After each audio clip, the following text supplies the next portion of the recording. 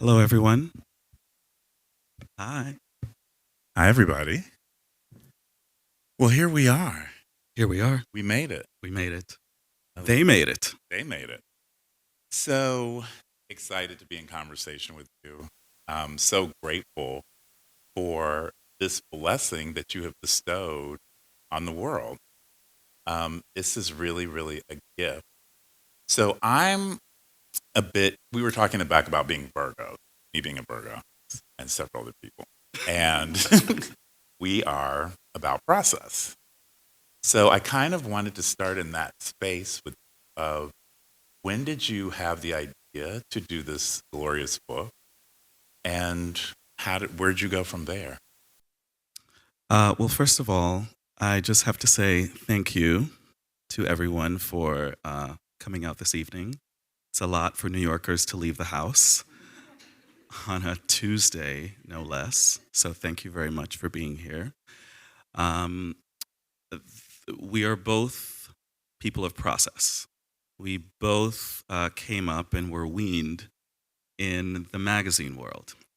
And what the magazine world does and is that it teaches you militant process because you're working with a lot of other people. You have to communicate. You have to be grown up in your communication with people, and you have to be clear about your own desires and your own intentions. And nobody cares about your life story. And so you just have to get it done. Gird your loins. Yeah. So in terms of like, I have developed a couple decades of my internal process after working with a lot of other people who worked within the system of that process. And so within the making of this book, 6 years ago, I gave myself an assignment, a self directed assignment of painting a Black history pioneer, one a day. And in that, learned number one, that there had been no book around this subject, and that several friends called and asked if I was going to be making a book out of this. I assumed there was, did my research, realized that that was not the case. And then it just became a bug that I spent the year after kind of like, am I going to do this? Am I not going to do this? Do I really want to take this on? Am I qualified to be doing this? Am I the right person? And so on and so forth. What prompted this exercise, right? Like to do one a day. I mean, that's you know judicious. That's inspired. It's so many different things. Um, it, it- I write about it in the introduction. It was just a genuine curiosity. I was just curious in educating myself and re educating myself about Black history in this country. And I had a lot of opinions, as I do, As you do. as I do, about just kind of the larger cultural rendering of Black history. And one of the things that I saw every year was that there was a same repetitive pulling out of the same 5 to 10 people. And, Correct. and because of the internet, it was less about the people and their accomplishments and more about quotes that just kind of flattened their own experience and flattened our understanding of history. And so I wanted to know who these people were. And it was a very kind of initially spiritual exercise of me spending time researching, writing my own version of their accomplishments, and then sitting with them and communing and basically trying to figure out who they each were. And each portrait I did revealed a kind of emotional truth that was there underneath the surface. And that basically was the origin of what my perspective was going to be on this book. So I was reading an interview earlier today that you did where you talked about the importance of Black portraiture and particularly African American portraiture. And that is excuse me, so important, particularly post George Floyd. But I think it is a kind of stopgap, right, that we've had historically because, I'm so inspired when I see kind of portraits of slaves, right? Or from, you know, London, mid-century and well, earlier than that. But what talk about the importance of Black portraiture and how you breathe life to this. Well, right now in the fine art world, there is a renaissance of Black artists focusing on representative and stylistic portraiture. And it's important to understand the context of why that is the case right now. And this interview, I was on NPR last week talking with Liz Andrews, who's one of the head curators at Spellman, and she was giving the context that the enslaved, we tend to think that all Americans had the same cultural rendering, and we tend to flatten the differences between us in terms of the context of who we are as people and our tribes and our communities and where we come from. But the truth is, the enslaved were not documented. And so even, painted portraiture was the province of elite. And it was the portrait of a cultural elitism. And so it took a while for us, even as people, to be documented. And so this renaissance of Black portraiture is literally us, for the first time, in mass, documenting ourselves. And we tend to think about these things as equitable. But basically, we are all kind of out of sync with time, with each other, even though we are occupying the same space together. We really are not all the same in that way. And this book, documents, and I create portraits of people that there are no visual references for, and another person would have left those people out. But what I wanted to do was show that whether or not we have photographic reference, there is still a way to document our forebears and our ancestors and the people who created the culture that we all take for granted. So you kind of took artistic license in kind of from their story, what they would represent and look like and what you imagine. I love that. Who were some of the people that there were no images of that you recreated in this book? One of the last portraits I did was of one of the first names on my list. I spent the first year really just researching and just putting together the list of the people that I was interested in documenting, in having in this book. And I initially had a list of about 500 names. And then I had to edit it down to 144. And there are 145. I'll tell the story of the last name, of the last number. Um, and I was really just kind of, Cato Alexander was the person who, so he's in the book because he invented the word cocktail, and a lot of the language of mixology that we all kind of take for granted in our nightly nightly life. And there was nothing on him, and there are renderings of him, but none of them are factually accurate. But what I wanted to do was create an atmosphere of recognition that this was kind of the superhero mixologist. And so what I wanted to give him was a degree of largesse. I wanted him to look grand. And so what I did, and the piece itself is charcoal, and I rendered it as one of the larger pieces in terms of scale. But what I wanted to show was a precision, which, as any bartender knows, you have to be precise when you're mixing ingredients. And I wanted to show that he was a dandy, that he knew how to present, that part of cocktail culture is the presentation. And so each of these portraits have this kind of story where I was in conversation with myself about what I had learned in the researching and the writing in the book, and then creating something that felt honest to the story that I was telling. And I think that's something that I love about the book is that, each illustration is completely different. There's no, it wasn't like, oh, I did these 5 in this style. And I think that's what makes it really lush, aside from the gorgeous graphic design and thoughtfulness that went into this. How did you decide how this was going to look and feel? Because, you're the author, you're the artist, and you're the graphic designer. Um, well, it was a saga in, in in the making of this because the publisher is HarperCollins, and at various points in the process. So this book took 4 years to make, and when I tell you it was a full-time job, I worked 7 days a week for 4 years working on this book, and I run a design studio. So I have a full-time job, and I did not take off any time in the making of this. So this was a consuming thing. I just worked on this all the time. And it was just the air that I breathed, it was the water that I consumed. It just was in my headspace all the time. And I'm used to the production of printed things. We come from similar worlds. We've worked with a lot of the same people.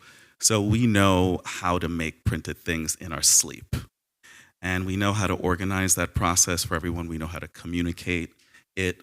But this was something else. This is the hardest thing I have ever done. I had to stop, restart the process many times. I had to create a new way of working. I had to hire, fire, rehire, restart. The manuscript was redone 3 or 4 times in the making of it. There was a lot of the detail work that is not really, sexy to anyone listening, but that, on a daily basis, I'm communicating consistently with people. So I had to kind of create structure and be flexible in breaking the structure and starting it all over again. So in the Black church, we would call this an assignment, right? And on Instagram, we would say you understood the assignment.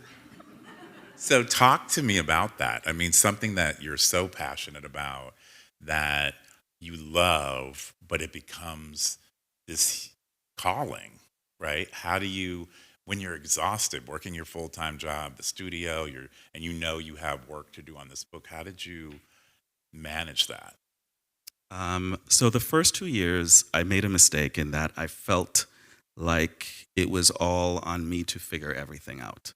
And so I didn't ask for, and I didn't get a lot of help the first couple of years that I worked on it. And then I got some amazing advice from my studio mate. And she was just like, I think you're just doing too much. And I was like, of course I'm doing too much. Have you met me?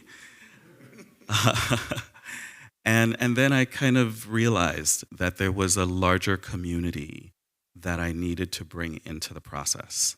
And I live in San Francisco, one of the kind of culturally widest places in America. It feels like the world sometimes. But I have created a really robust Black community there. So even though I live in San Francisco, most of my friends are Black. And I originally from the Caribbean. I was born in a Black place. I grew up in New York. I grew up in East Flatbush, surrounded by a majority Black community. So whether I'm anywhere, I'm going to find those people. And so I created a Black board of directors, and I call them the Blackboard. Love stealing that. And they were folks from all corners of the world. I have a friend who's a UX designer in Berlin, and a Harvard professor of African American Studies, and an executive director of a Black community center, one of the oldest in the country in the Bay Area. And those were all people. What I needed was people of agency. And what that means is that they were all decision makers, and that they wouldn't be, I needed people to help me get out of my head. And so I needed people of action, basically. And so I would call them occasionally. And so anytime I got stuck with something that was in my head, I would call them, or I would call a quorum, and we'd set up a Zoom call and we'd talk it through. And so the process just got easier and easier. So then we go into quarantine, and you're still working. And then George Floyd happens. So then what? Because then the assignment's more important. Well, just for context, I mean, when we talk about Black history culturally now, the 1619 Project always comes up. Of course. But I got this book deal a year before the 1619 Project came out. And so I was just in the tundra in an oasis of my own making. You know, there was nothing contextually for me to compare this book to.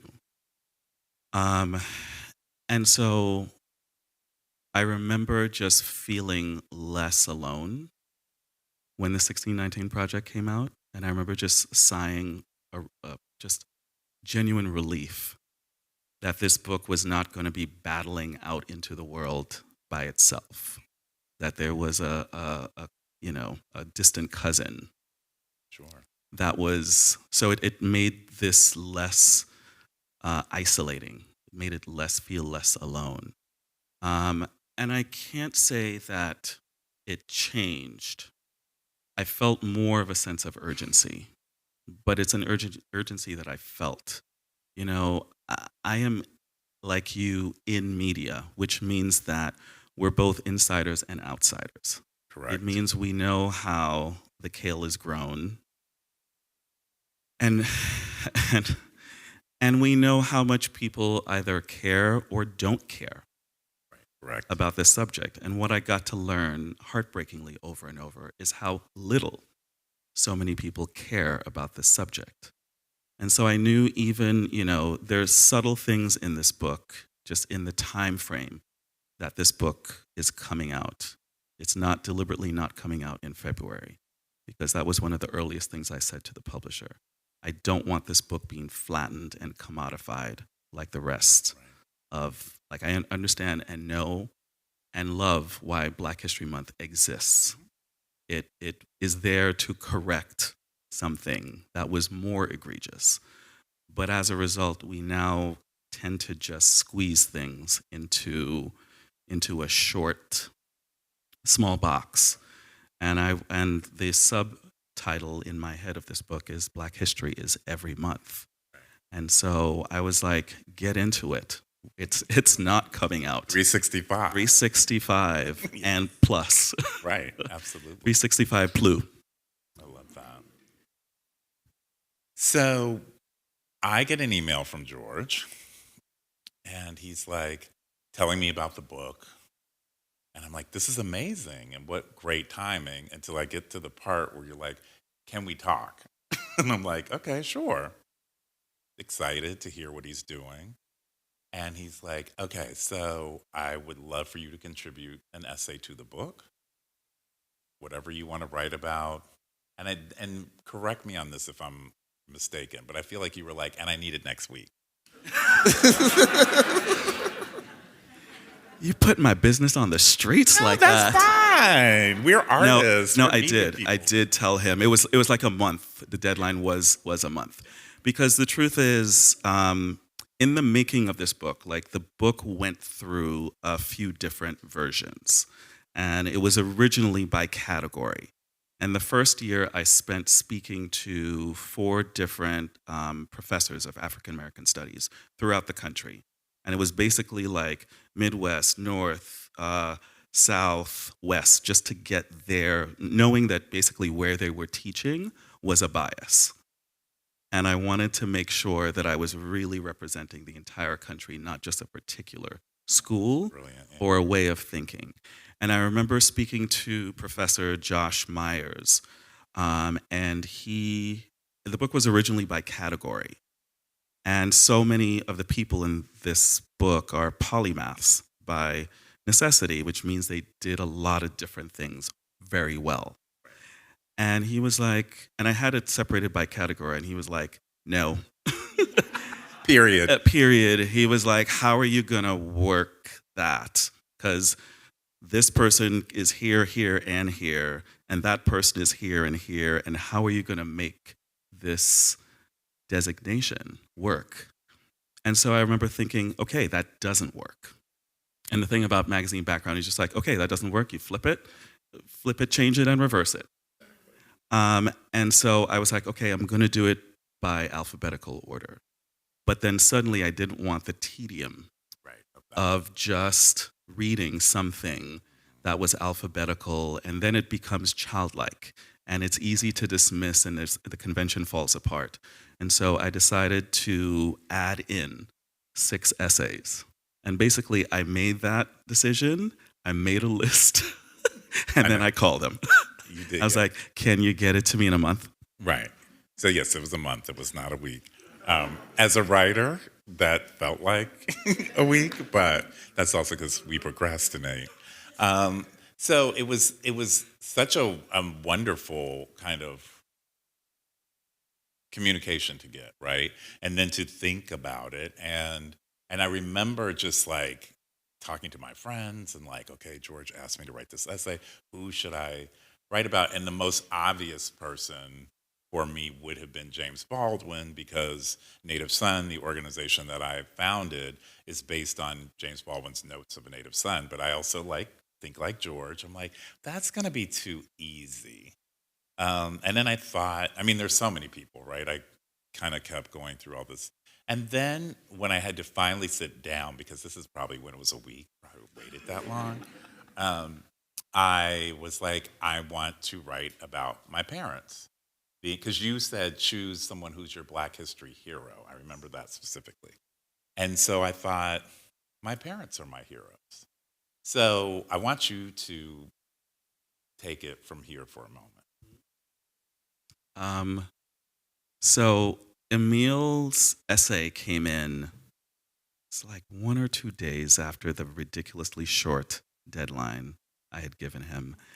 And when an essay came in, so there are 5 in the book, and they all basically tackle different aspects of who the writer themselves, who their North Star is in engaging Black history as a concept for themselves. And Emil's essay came in, and I stopped and I read it. And my mother had just passed away a month before. And I read it and I sobbed.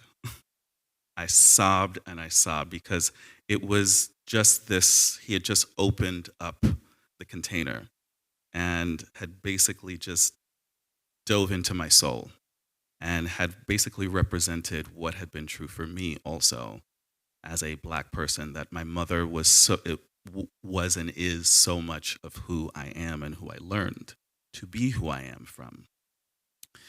And I just really, it just touched my soul. And all of the essays do that. And they're all from completely different vantage points. You know, Bryant wrote about his love of Edna Lewis, basically getting him into food. You know, Patrice talked about the history of how we have been marginalized as a people and how we as people view Black history, our own history. It was just really beautiful, and you all just represent, and most importantly, it was outside of my perspective, because the rest of the book is in my voice. And I think it's a beautiful balance to have these people who could conceivably be in the book themselves, but they're actually writing about what's important to them. And I think for me, it's, honoring the iconic and the unseen.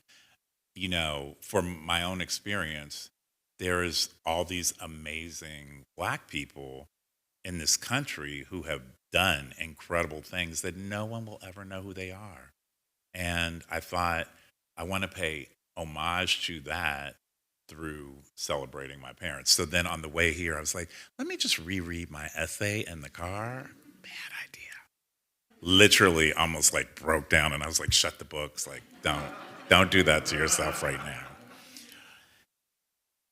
now. So let's talk about, I mean, I know this is going to be a weird question, but it's kind of a question, is what are some of your, because I know they're all your creations, but what are some of the entries that speak to you kind of most deeply? So the the reason that the manuscript was redone several times was that the book originally was written in the third person, which generally what that means is third person versus first. Third person is you're describing history outside of yourself. So Frederick Douglass did this, went here, this date, met this person, accomplished this, the end. First person is my view of Frederick Douglass is this, that, and this, as he did this, as he went here, and I think this.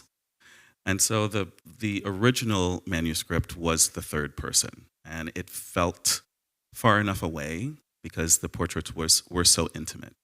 And one of the beautiful things in the making of the book is last year, I mean, it's beautiful now. It was really difficult in the moment. My mother was diagnosed with terminal cancer last year, and I moved to Florida to take care of her. I was one of 3 family members taking care of her, and I was working on this book the whole time.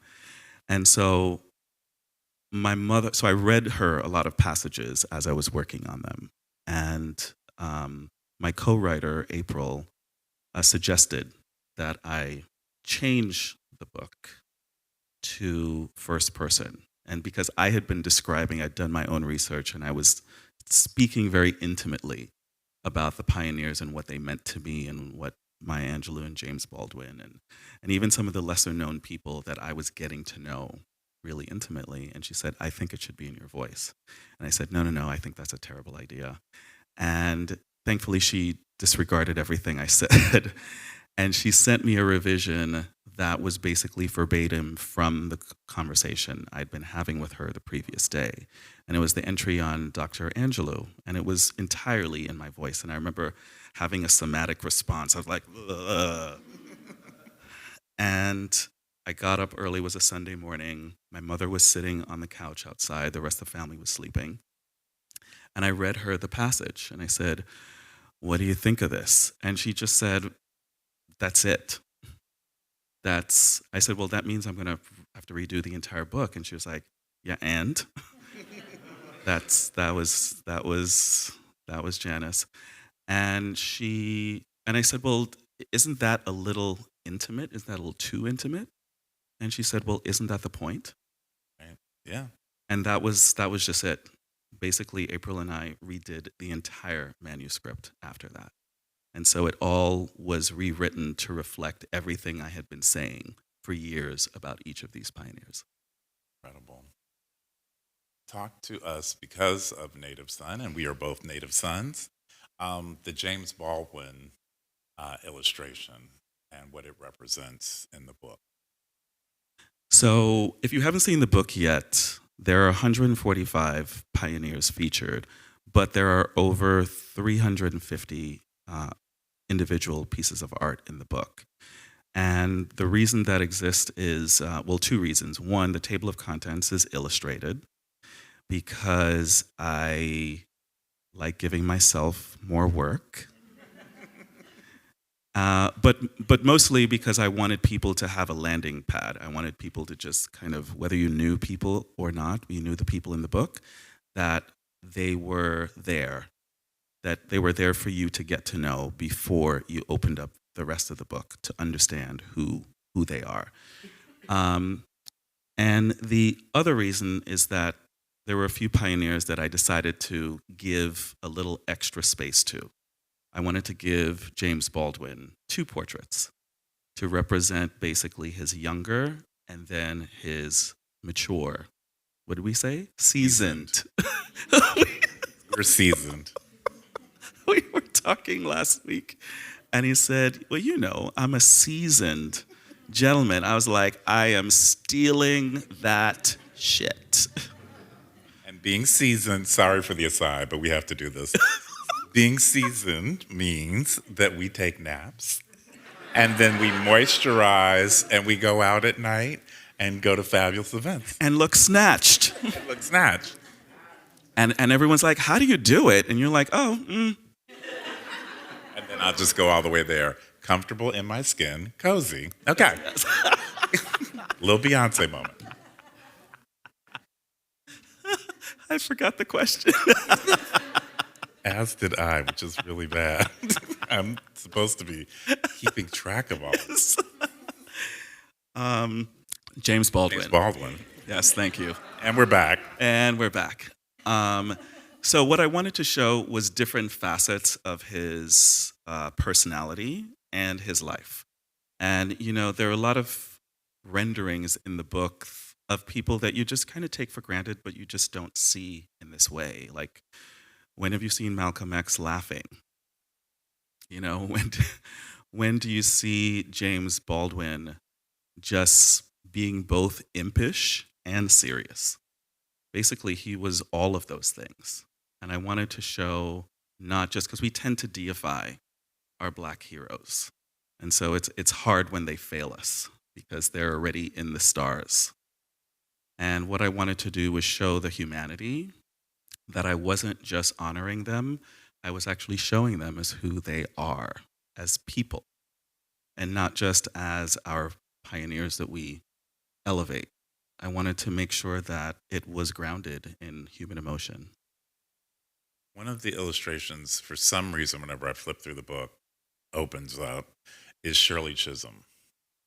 Can you talk to me about, especially being a native New Yorker, what that illustration represented? There's something about it that's angelic and really powerful.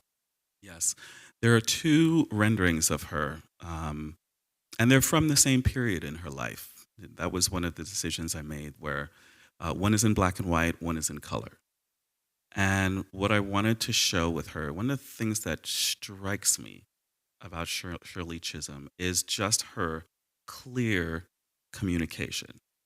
She was just always so clear. Whether she was being interviewed, whether she was writing, whether she was giving a rally, there was just a kind of steady countenance in her delivery, which I always admired, that she was unwavering. People go through their evolutions and we're people, so we're not the same day to day. And I just found that consistency in her. And so I basically did two sides. It's basically a Janus, two sides of the same coin, of that same clarity and precision and purpose. It's very interesting every time I flip through. The other one is Tarana Burke. And that is really powerful illustration of her. Tell us about the process and what you felt when you were creating that illustration. Well, the thing about Tarana Burke that is so common in American history is that Black people create trends that are often appropriated by others. And because of the internet now, there are receipts. Lots of receipts. Lots of receipts. And so Ms. Burke created the Me Too movement ostensibly to address what Black women experience, specifically Black women. And then it became part of the larger conversation, and she was brought in only because the appropriators were embarrassed, into including her. And so then, and I have listened and watched her kind of address that, and she's been so gracious. Very gracious. She has been so gracious. She didn't have to be. And I appreciate her graciousness around it, but I also wanted to show that, there's the Tarana who is on the back of the coin. Yes. The tokenized, iconicized figure. But then I also wanted to show the Black woman who is keeping receipts, even though she's quiet about it. That's right. Love that. So I saw that Bob Newman, who was one of my great art directors, creative directors that I got to work with during my tenure at Vibe, and he posted, and he's like, hands down, this is the most beautifully designed, illustrated, laid out book ever. And I thought, okay, super high praise. Love that.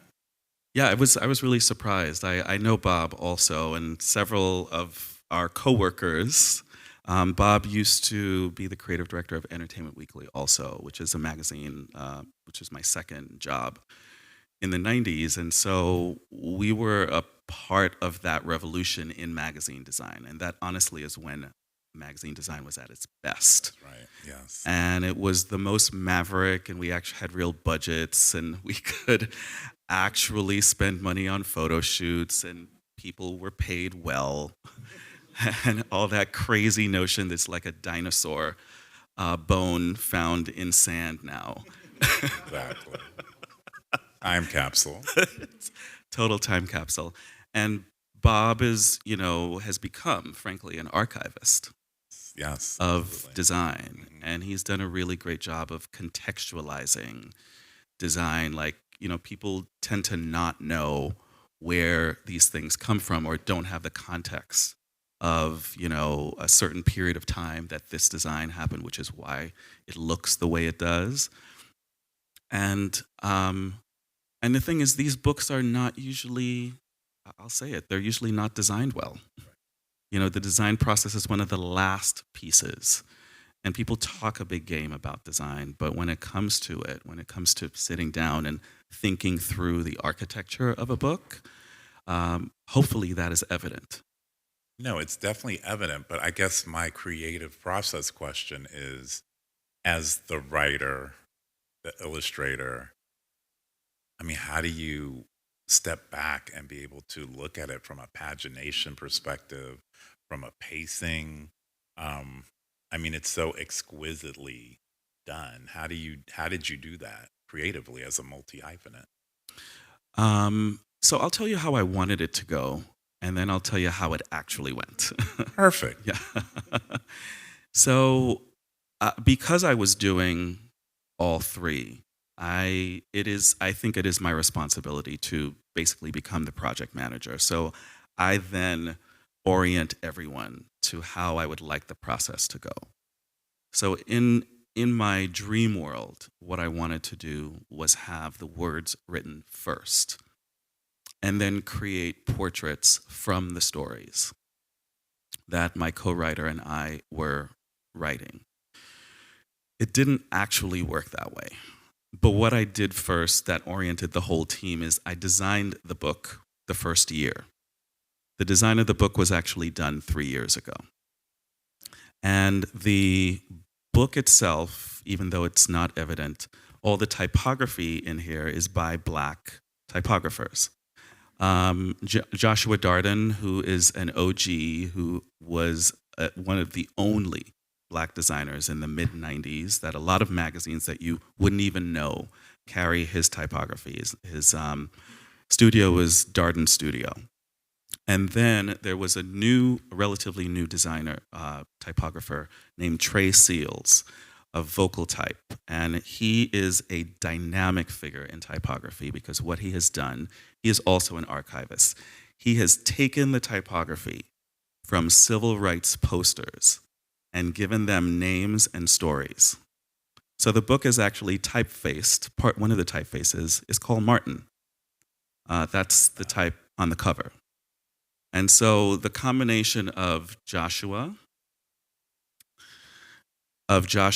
and Trey, it made it clear to everyone looking at it that even the design of the book was rendered through a Black perspective, which is something that, let me tell you something, any Black book that you pick up is not designed by a Black person. This book is revolutionary in that, not just being, the language, multi-hyphenate, whatever. I do a lot of work, however you want to call it, whatever language you want to use. But that this book is designed by a Black person is still news. It is uncommon.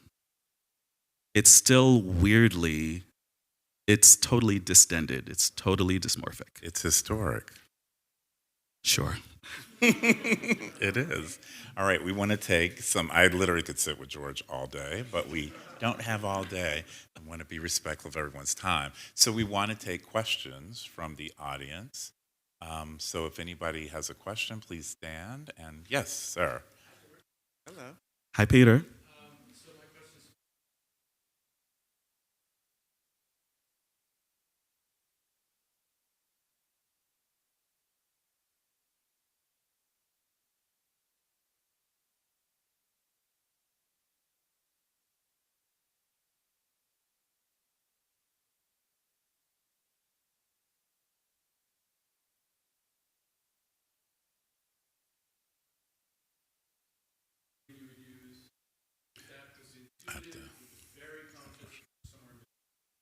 So I'm just repeating. So the question is, um, how did you choose which one of your styles from line drawings to full-on paintings? And how did you make those decisions as you were creating the book?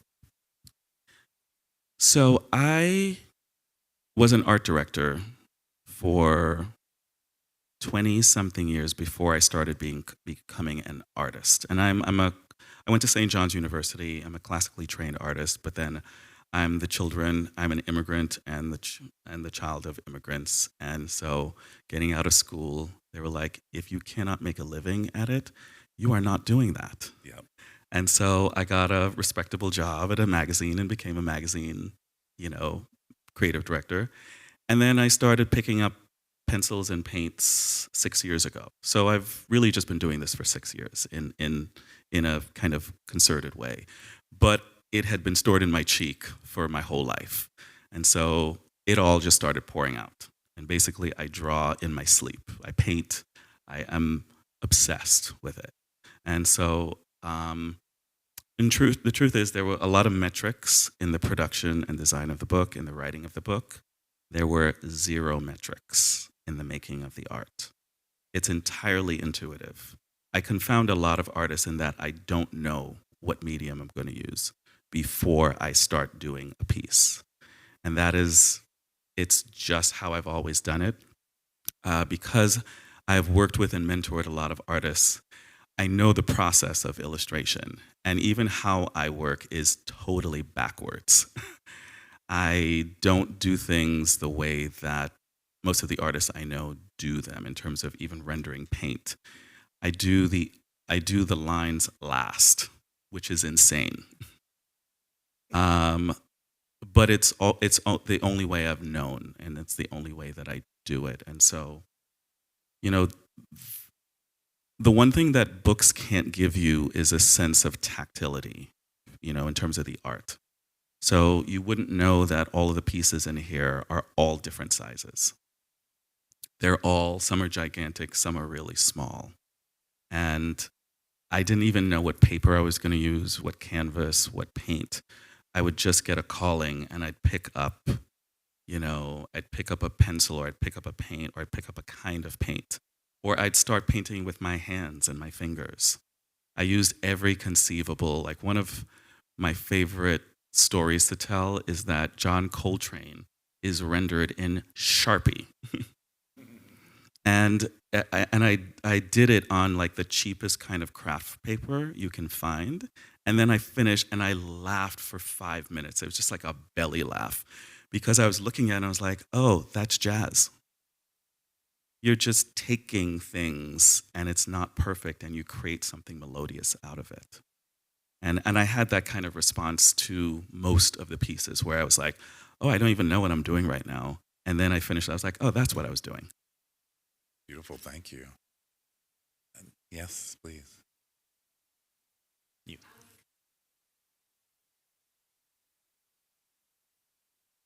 Yes. So the question is, will George ever show these pieces? Yes. So the original, ambition for this book was ambitious. The scope of it, I went for the stars just in the original proposal. I wanted this to be a traveling fine art show. And so what is not clear from this book is that this book is a fine art catalog. That's how it was designed. And I put that thinking into it even before I started working on the book. And so I'm happy to say that I have a sponsor, and the show will start touring the United States next year. Yeah, amazing. Amazing. From a creative, I love how inverted so much of your process has been because That's a great way to describe it. It totally is inversed. Everything about the making of this book is completely inversed. I love that. Sir, you had a question.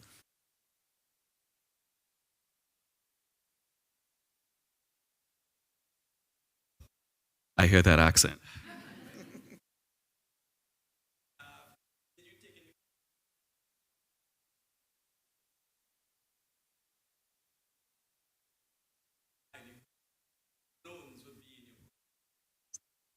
Number one, that's part of the subject of my second book. So real quickly, the question was, did George, since he's Caribbean, take consideration of inclusion of Caribbean people of note? Yes, there are quite a few uh, pioneers of Caribbean origin in this book, or they passed through, or they traveled to, or they were inspired by. And because I am there, I can't see the accomplishments of Black Americans separate from the accomplishments of their forebears, a lot of whom are from the Caribbean. And so that was just a natural part of the process. And while I'm here, it's a weird coincidence, but this Sunday, the New York Times book section is going to have a back page story from me about the person who is my favorite person in the universe, who I was inspired by to become a storyteller. I'm going to get emotional. My 99-year-old grandmother. And that'll be in this Sunday's Times. And so that's a indirect and the most direct answer to your question. Yes. I love that. I love that. George just found out that my dad is from St. Croix, so we have the Caribbean blood in us. So it's really good. Any other questions? Yes. Do you want me to be here for the next 3 hours talking about this? Wait. Garrett. So the question is, did George infuse kind of Black coding, right, into the artwork? I really don't know how to answer that question succinctly. I spent a lot of years being frustrated and angry inside of publishing. It's one of the reasons I left. I made a conscious decision to leave magazines because I always represented that perspective.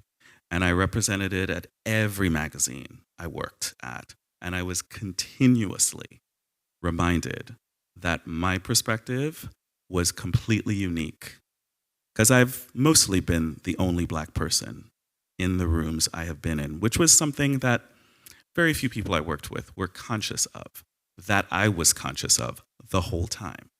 And so I was always advocating for things that always seemed confusing to the people I worked with. And so I always, and in terms of how I'm also a professor of graphic design, I teach graphic design. And I remember the first year teaching at California College of the Arts and students just being confused by the fact that I was talking about identity in design, that we lie to ourselves if we think that culture and where we come from does not completely bias our perspective. There's this language that design in general is neutral, which is bullshittery. And it's how it's taught. It is how the corporate world renders this. And you know, at the time in the 90s, there was no room for that. That was just not a cultural conversation. And so I worked at Time Inc. and, you know, the other 4 designers, we all knew each other. And we see each other in the hallway and we're like, I know what you're dealing with. Oh, you're at InStyle? Oh, I definitely know what you're dealing with. You're at EW? Oh, yeah, you're dealing with that too. And there was just always. And I remember when Vibe it was like the holy grail. It was like the Shangri-La. I was like, oh, it's a place you can go as a Black person and work with other Black people. And you all can just be yourselves and talk about design from a cultural perspective. And you're not made to feel like you're insane. So, yeah, that's it. Oh, it is like I lost years of my life from everything. No, it sucks and distorts your soul because the thing that you know to be true is rendered in that setting to be moot. It's not even that you're having a debate about it because that would be welcome and amazing. That's the point. But no, it was always just, and I there's a lot of language around corporate malfeasance, and And I don't think of it as much as corporate malfeasance. I just think it's human malfeasance. You know, my coworkers were all amazing people. None of them were thinking about this. Yes.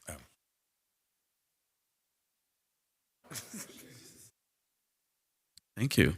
I love that that was not even a question. Thank you It's a Kwame. very much. So It's a statement. Thank yes, you. but the statement, he's a school teacher and, talked about George's book in his classroom and just very inspired that there's a different medium as we keep seeing kind of this pushback and kind of rollback and erasure of Black critical theory.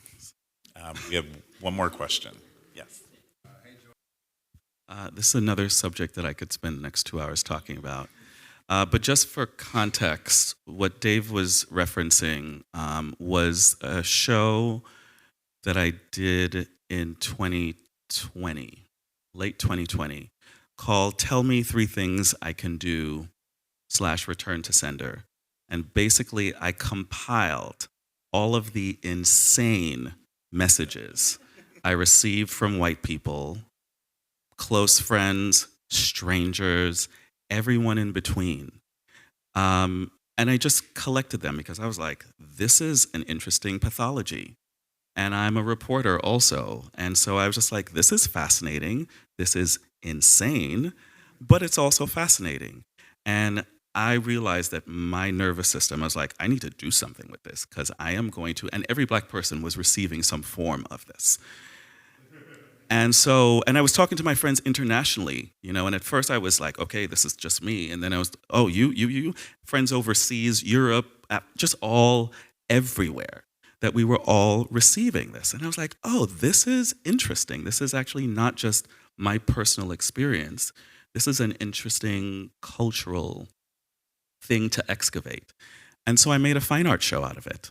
I basically took 15 phrases, basically the ones that represented different aspects of this pathology, and I painted giant posters.